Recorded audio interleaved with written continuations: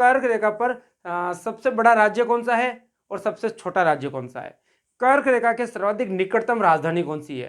कर्क रेखा पर कर्क रेखा सबसे लंबी कर्क रेखा किस राज्य में गुजरती है? उसकी सबसे कम लंबाई किस राज्य में?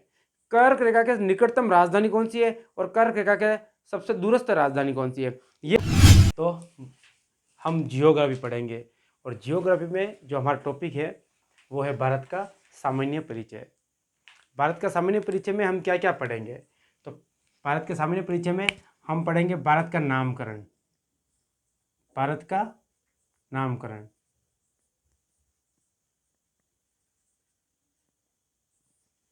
दूसरा टॉपिक हम पढ़ेंगे इसमें अक्षांशीय रेखा। अक्षांशीय रेखा, देशांतरीय रेखा,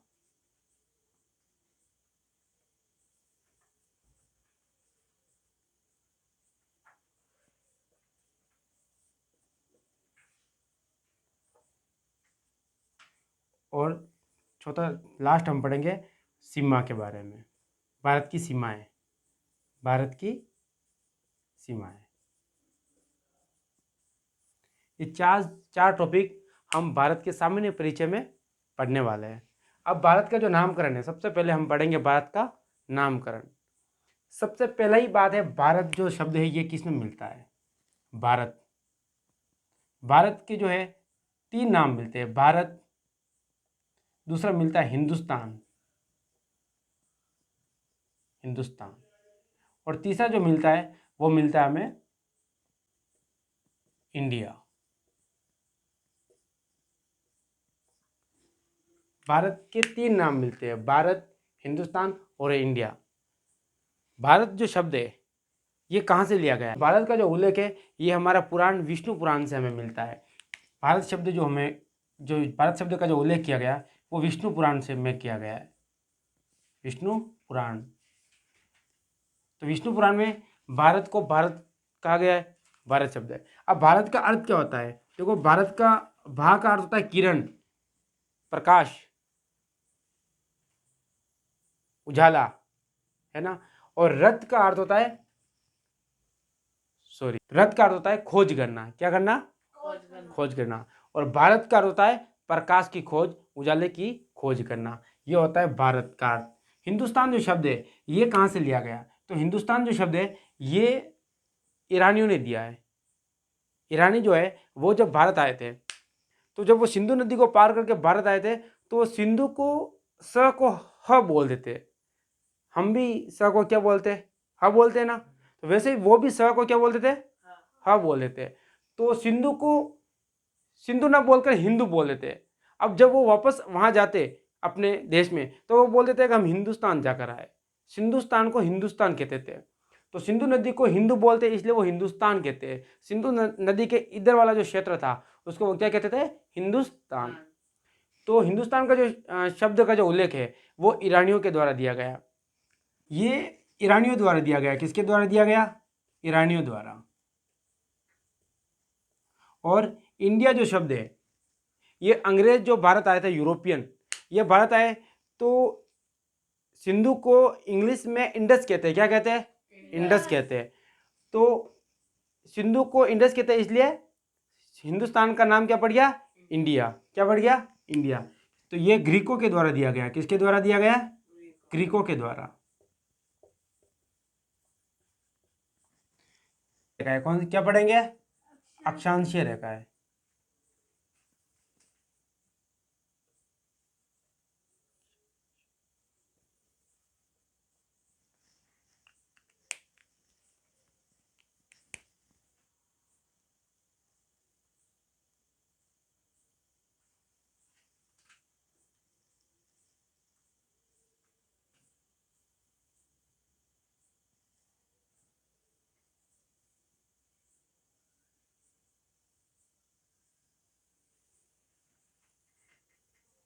देखो, इस प्रकार से हमारा भारत है और यहाँ ये अंडमान निकोबार द्वीप समूह है। क्या है? अंडमान निकोबार द्वीप समूह। अब भारत का जो उत्तरी बिंदु है, यहाँ हमारा उत्तरी बिंदु है। कौन सा बिंदु है? ये है इंदिरा पोल। देखो, ये उत्तर, दक्षिण, ये क्या हो गया, पूर्व और पश्चिम। अब भारत का जो उत्तरी बिंदु है यहाँ पर है, और ये है लद्दाख में। कहाँ पर है, लद्दाख में। इंदिरा कोल है, इंदिरा कोल। और ये कहाँ पर है, लद्दाख में।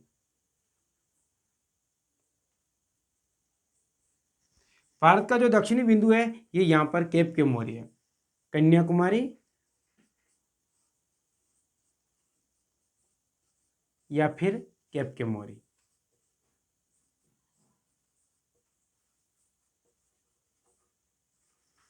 अब भारत का उत्तरी बिंदु इंदिरा कोल है, और भारत का दक्षिणी बिंदु जो है वो कौन सा है, कन्याकुमारी या केप के मोरी। और ये कहाँ पर है, तमिलनाडु में। कहाँ पर है ये, तमिलनाडु में है।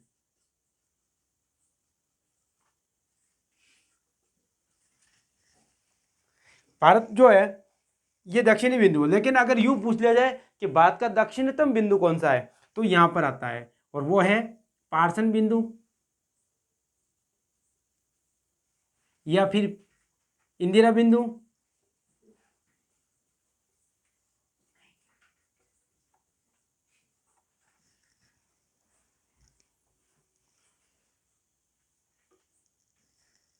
या फिर पिग्मेलियन बिंदु।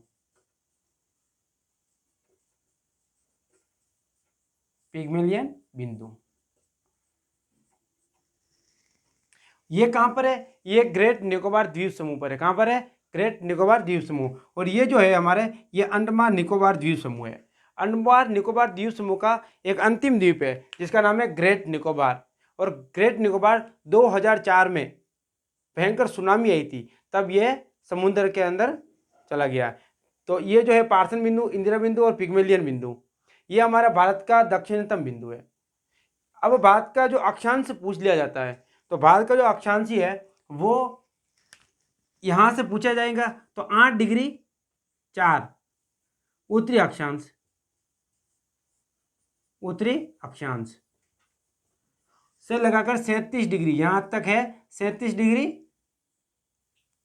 6 उत्तरी अक्षांश है। अब ये दोनों ही उत्तरी अक्षांश क्यों है, क्योंकि भारत जो है वो भूमध्य रेखा से ऊपर की ओर है, उत्तर में है, भूमध्य रेखा से उत्तर में, इसलिए ये दोनों ही उत्तरी अक्षांश आएंगे। इस प्रकार अगर हम पृथ्वी का नक्शा बनाते हैं तो ये 0 डिग्री रेखा, 0 डिग्री अक्षांश, 0 डिग्री रेखा है। और इसी 0 डिग्री रेखा के यहाँ पर एक कर्क रेखा है 23.5 डिग्री। कितना, 23.5 डिग्री। और भारत जो है वो यहाँ पर इस प्रकार से है। तो भूमध्य रेखा से भारत उत्तर की ओर है, इसीलिए दोनों ही रेखाएं कौन सी आएगी, उत्तरी अक्षांश आएगी। कौन सी आएगी, उत्तरी अक्षांश आएगी। अब भारत का पूछ लिया जाए उत्तरी अक्षांश या मुख्य भूमि का उत्तरी अक्षांश, तो आप 8 डिग्री 4 से 37 डिग्री 6 उत्तरी अक्षांश बताओगे। लेकिन यूं पूछ लिया जाए कि द्वीप सहित भारत का उत्तरी अक्षांश बताओ, तो आपको यहां से बताना होगा 6 डिग्री 4 से 6 डिग्री 4 उत्तरी अक्षांश बताना होगा। तो 6 डिग्री 4 से उत्तरी अक्षांश से 37 डिग्री 6 उत्तरी अक्षांश, 6 डिग्री 4 से 37 डिग्री 6 उत्तरी अक्षांश। और भारत का उत्तरी अक्षांश पूछ लिया जाए या भारत का मुख्य भूमि का उत्तरी अक्षांश पूछ लिया जाए, तो 8 डिग्री 4 से 37 डिग्री 6। भारत का उत्तरी बिंदु पूछ लिया जाए इंदिरा कोल, भारत का दक्षिणी बिंदु कन्याकुमारी केप के मोरी, और भारत का दक्षिणतम बिंदु पूछ ले पार्सन बिंदु, इंदिरा बिंदु या पिग्मेलियन बिंदु। और जो पार्सन है, पार्सन बिंदु, इंदिरा बिंदु या पिग्मेलियन जो बिंदु है, ये कहाँ पर है, तो ये हमारे अंडमान निकोबार द्वीप समूह के लास्ट द्वीप ग्रेट निकोबार द्वीप समूह पर है, जो वर्तमान 2004 की सुनामी में पानी में डूब गया था। अब भारत के बीचों बीच से यहां से एक रेखा गुजरती है इस प्रकार, और इस रेखा का नाम है कर्क रेखा। कौन सी रेखा है, कर्क रेखा। यह भारत के बीचों बीच से गुजरती है, और इस रेखा का नाम है कर्क रेखा। कौन सी रेखा है ये, कर्क रेखा।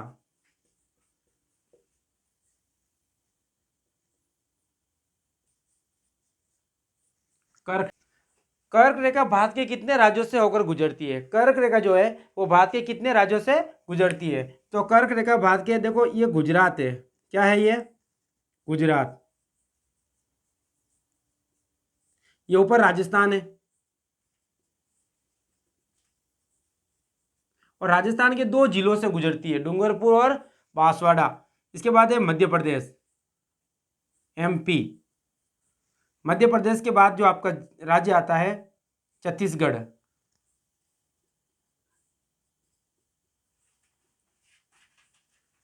झारखंड, पश्चिम बंगाल,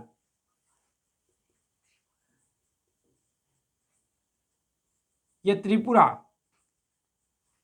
कौन सा पूरा, त्रिपुरा, और ये मिजोरम, कौन सा रोम, मिजोरम, मिजोरम।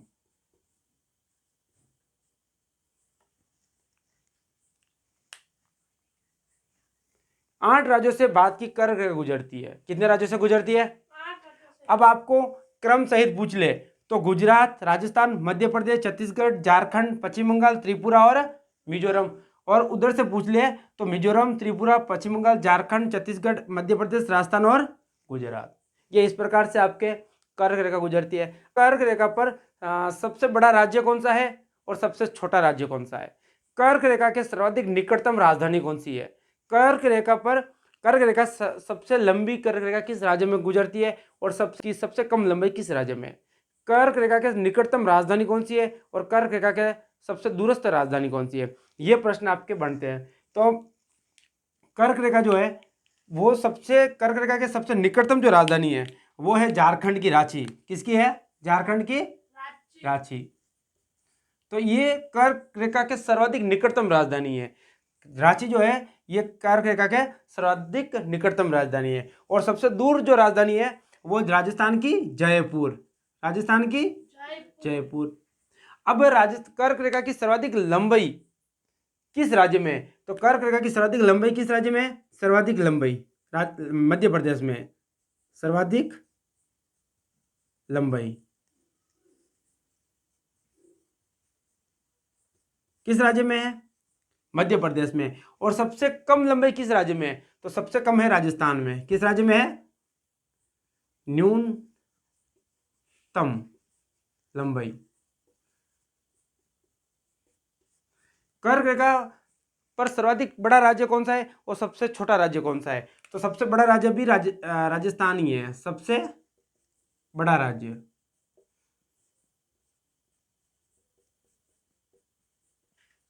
और सबसे छोटा राज्य कौन सा है इस पर? त्रिपुरा। कौन सा है सबसे छोटा राज्य?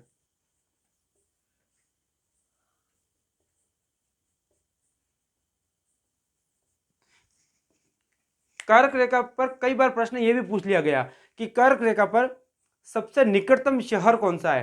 तो कर्क रेखा पर जो सबसे निकटतम शहर है वो है उदयपुर और त्रिपुरा में। कहां पर है? उदयपुर,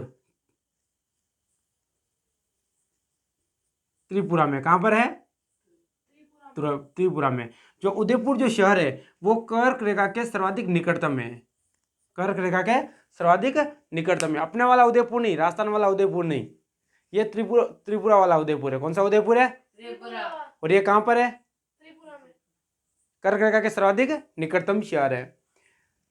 अब प्रश्न पूछ लिया जाता है कि जो कर्क रेखा है इसके उत्तर में कितनी राजधानियां हैं और दक्षिण में कौन कौन सी राजधानी है? कर्क रेखा पर स्थित राज्यों की उत्तर में कौन कौन सी राजधानियां हैं और दक्षिण में कौन कौन सी राजधानियां हैं? तो राजस्थान की जयपुर जो है वो कहां पर है? उत्तर में। राजस्थान की जयपुर जो है वो कहां पर है? उत्तर में। और त्रिपुरा और मिजोरम की जो राजधानियां हैं, इन तीनों राज्यों की जो राजधानियां हैं वो तीनों उत्तर में। मिजोरम की और त्रिपुरा और राजस्थान की। अब गुजरात, मध्य प्रदेश, छत्तीसगढ़ और झारखंड, पश्चिम बंगाल, इनकी राजधानियां कहां पर है? दक्षिण में। तो यह भी आपका प्रश्न पूछ लिया जाता है कि उत्तर में कौन कौन सी राजधानियां और दक्षिण में कौन कौन सी राजधानियां। तो राजस्थान, त्रिपुरा और मिजोरम, इनकी राजधानियां तो कर्क रेखा के उत्तर में और बाकी 5 ही राज्यों की दक्षिण में है। कर्क रेखा पर सर्वाधिक बड़ा राज्य कौन सा है? राजस्थान है। सबसे छोटा राज्य कौन सा है? त्रिपुरा है। कर्क रेखा की सर्वाधिक लंबाई किस राज्य में है? मध्य प्रदेश में। न्यूनतम लंबाई किस राज्य में? राजस्थान में। कर्क रेखा के सर्वाधिक निकटतम राजधानी झारखंड की रांची और सबसे दूर राजधानी राजस्थान की जयपुर। कर्क रेखा के सर्वाधिक निकटतम शहर जो है वो त्रिपुरा, उदयपुर त्रिपुरा में। और कर्क रेखा जो है के उत्तर में कौन कौन सी राजधानियां है? तो राजस्थान की जयपुर, त्रिपुरा की अगरतला और मिजोरम की आइजोल। बाकी मध्य प्रदेश की भोपाल, छत्तीसगढ़ की रायपुर, झारखंड की रांची, ये तो उत्तर में है। पश्चिम बंगाल की कलकत्ता, और हो गई गुजरात की गांधीनगर, ये आपके दक्षिण में है। अब एक प्रश्न ये पूछ लिया जाता है कि कर्क रेखा जो है ये कितने कटिबंध को बांटती है भारत में, भारत को कितने कटिबंध में बांटती है? तो 2 कटिबंध में बांटती है। अब कर्क रेखा के जो नीचे है वो उष्ण कटिबंध कहलाता है। कौन सा कटिबंध कहलाता है? कर्क रेखा के जो नीचे है वो उष्ण कटिबंध कहलाता है। कौन सा कटिबंध? उष्ण कटिबंध। और कर्क रेखा के जो ऊपर है वो शीतोष्ण कटिबंध है। कौन सा कटिबंध है? शीतोष्ण कटिबंध। देखो मैं इधर बताता हूं आपको, ये भारत है, ये पृथ्वी का नक्शा है, ये पृथ्वी के बीचों बीच 0 डिग्री रेखा है। कौन सी रेखा है? और ये कर्क रेखा 23.5 डिग्री, कितना डिग्री? 23.5 और ये मकर रेखा 23.5 डिग्री। और यहां पर एक रेखा है, इसको बोलते हैं आकृतिक रेखा। कौन सी रेखा? आकृतिक रेखा, आर्कटिक रेखा। और ये अंटार्कटिक रेखा। कौन सी रेखा है? अंटार्कटिक। ये 82.5 डिग्री है और ये भी 82.5 डिग्री है। अब देखो ये जो 0 डिग्री रेखा है ना, ये सूर्य जो है ये 23 जून को कहाँ, सॉरी 21 जून को कहाँ रहता है? ये कर्क रेखा पर रहता है। कहाँ रहता है? और 23 सितंबर और 21 मार्च को ये कहां पर रहता है? 21 मार्च को ये भूमध्य रेखा पर रहता है। और 23 सितंबर को भी कहां रहता है? ये 23 सितंबर को भी भूमध्य रेखा पर रहता है। और 22 दिसंबर को ये मकर रेखा पर रहता है। 21 मार्च और 23 सितंबर को ये भूमध्य रेखा पर रहता है, 22 दिसंबर को ये मकर रेखा पर रहता है और 21 जून को ये कर्क रेखा पर रहता है। और आपको पता है कि कर्क रेखा पर जब 21 जून को ये सूर्य रहता है तो सीधा राजस्थान पर चमकता है। और उस दिन राजस्थान में क्या होती है? गर्मी होती है। तो इसका मतलब कर्क रेखा कहाँ है? भारत के बीचों बीच होकर गुजर रही है 8 राज्यों से। तो सूर्य इस दिन कहाँ रहेगा? कर्क रेखा पर। तो भारत में क्या होगा? सीधा सूर्य चमकेगा तो तापमान बढ़ेगा। और जहां सूर्य सीधा रहता है वहां तापमान क्या होता है? अधिक। और तापमान अधिक होगा तो बारिश भी क्या होगी? अधिक। और बारिश अगर अधिक होगी तो आर्द्रता भी अधिक होगा। तो वो वाला जो एरिया होगा जहां सूर्य ज्यादा होगा वहां पर क्या होगा? उस एरिया को हम क्या कहेंगे? उष्ण कटिबंध। क्या कहेंगे? अब देखो कर्क रेखा से ऊपर की ओर जब तापमान बढ़ेगा तो यहां से जो पवनें हैं वो इस प्रकार आएगी और इस प्रकार भूमध्य रेखा की ओर आएगी। तो ये जो बीच वाला जो एरिया, ये वाला पूरा का पूरा 23.5 डिग्री उत्तरी से और 23.5 डिग्री दक्षिणी से लगाकर 0 डिग्री तक, ये पूरा का पूरा क्या कहलाता है? उष्ण। क्या कहलाता है? अब इसके ऊपर वाला जो एरिया है ये कहलाता है शीत। क्या कहलाता है? शीत कहलाता है। और ये वाला भी क्या कहलाएगा? शीत। और शीत एरिया कहलाता है, शीतोष्ण, है ना। अब देखो शीत प्लस उष्ण अगर मिल जाएंगे, दोनों मिल जाएंगे तो क्या कहलाएगा? शीतोष्ण। क्या कहलाएगा? शीतोष्ण। तो हमारा कर्क रेखा और 82.5 डिग्री रेखा से बीच में तो ये जो रेखा है ये कौन सा कहलाएगा? शीतोष्ण। अब कर्क रेखा की जो नीचे वाला जो भाग है वो कौन सा है? किस में आएगा? उष्ण कटिबंध में। किस में आएगा? और कर्क रेखा जो है इसके ऊपर वाला जो भाग है वो किस में आएगा? शीतोष्ण कटिबंध में। कौन सा कटिबंध? तो कर्क रेखा भारत को कितने कटिबंध में बांटती है? कौन कौन से? उष्ण तथा। हाँ, तो अब कर्क रेखा जो है वो हमारे कर्क रेखा पर 8-9 क्वेश्चन बनते हैं कि कर्क रेखा भारत के कितने राज्यों से गुजरती है? तो 8 राज्यों से। कितने राज्यों से गुजरती है? 8 राज्यों से। कर्क रेखा पर सर्वाधिक बड़ा राज्य कौन सा है? तो राजस्थान है। कौन सा है? राजस्थान। सबसे छोटा राज्य कौन सा है? त्रिपुरा है। कर्क रेखा की सर्वाधिक लंबाई किस राज्य में? मध्य प्रदेश में। कर्क रेखा की न्यूनतम लंबाई किस राज्य में? राजस्थान में। कर्क रेखा के सर्वाधिक निकटतम राजधानी जो है वो झारखंड की रांची है। और कर्क रेखा के जो सबसे दूर राजधानी है वो राजस्थान की जयपुर है। कर्क रेखा भारत को दो कटिबंध में बांटती है, एक शीतोष्ण तथा दूसरा उष्ण। कर्क रेखा की जो दक्षिण में है वो उष्ण कटिबंध है और कर्क रेखा की जो उत्तर में है वो शीतोष्ण कटिबंध है। ये नेक्स्ट जो टॉपिक है हमारा, नेक्स्ट जो टॉपिक है वो है देशांतर रेखा। कौन सा है? देशांतर। देशांतर रेखा। देशांतर रेखा की अगर बात करते हैं तो देखो हमारा ये पश्चिम है। कौन सा है? पश्चिम। और ये है पूर्व। देखो यहां पर लास्ट बिंदु है, यहां पर इसका नाम है ब्लागू, ब्लागू किबिव्यू।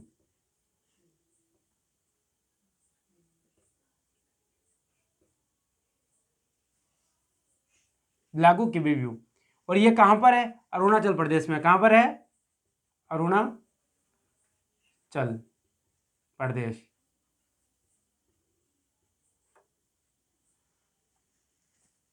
जो पश्चिमी बिंदु है हमारा वो यहां पर है और ये है गुजरात में।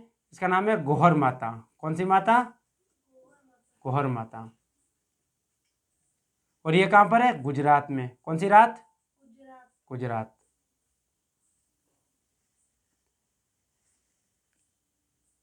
पश्चिम बिंदु कौन सा है हमारा? गोहर माता गुजरात। और पूर्वी बिंदु है ब्लागू किबिव्यू। अब हमारा जो पूर्वी देशांतर है वो है यहां पर और वो है 68°7। कितना है? 68°7 पूर्वी देशांतर है।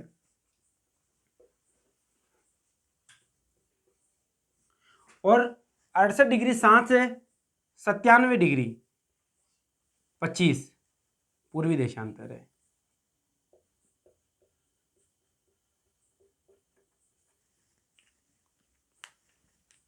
अड़सठ डिग्री 7 से 97°25 पूर्वी देशांतर है हमारा। अब इन दोनों को अगर बीच की जो देशांतर है वो टोटल लगभग कितनी देशांतर है? 30 देशांतर है। कितना देशांतर है?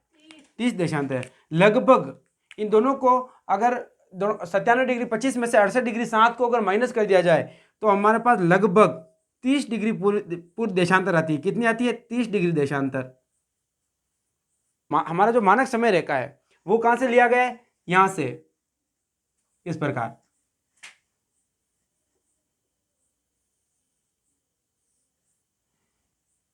,82 पूर्वी देशांतर।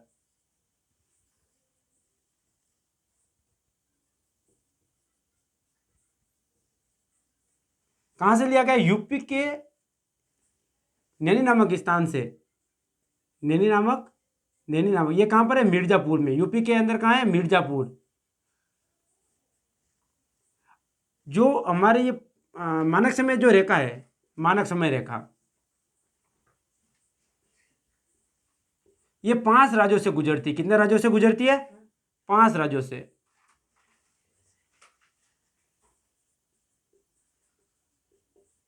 पांच राज्यों से गुजरती है। इधर देखो 5 राज्यों से गुजरती है। मानक समय कहां से ले रखी है? नैनी नामक स्थान से, मिर्जापुर उत्तर प्रदेश से। और 5 राज्यों से गुजरती है। कौन कौन से? यूपी उत्तर प्रदेश से, एमपी मध्य प्रदेश से, उसके बाद छत्तीसगढ़। कौन सा गढ़? छत्तीसगढ़, उड़ीसा और आंध्र प्रदेश।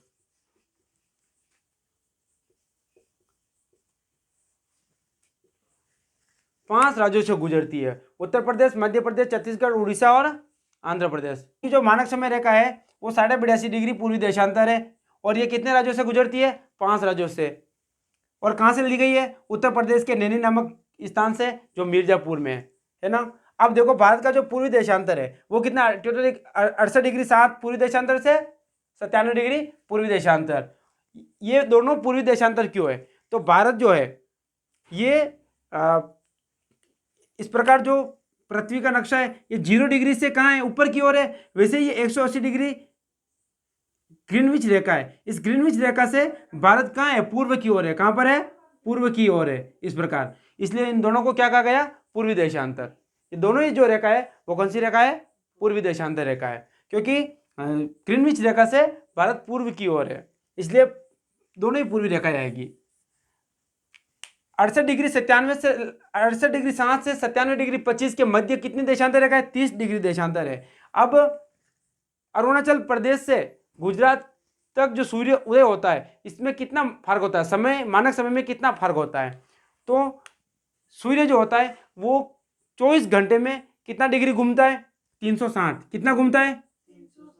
360। कितने घंटे में घूमता है? 24 घंटे में। और 1 घंटे में कितने मिनट होते हैं? 60 मिनट। 0 से 0, 6 से 6 से इसको काटा तो 4, यानी 4 मिनट में 1 डिग्री घूमेगा। कितना? 1 डिग्री। तो 30 डिग्री 4 इंटू 30 120 मिनट। कितने? 120, यानी कि 2 घंटे में 2 घंटे में कितना घूम जाएगा ये? 30 डिग्री देशांतर रेखा को क्या कर लेगा? पार कर लेगा। 2 घंटे लगेंगे, तो 2 घंटे में ये 30 डिग्री देशांतर रेखा को क्या करेगा? पार करने में समय लगाएगा। तो भारत में जो 80 डिग्री जो है ये भारत के बीचों बीच से लिया गया है, ताकि समय जो है मानक समय जो है वो ठीक बना रहे। इसलिए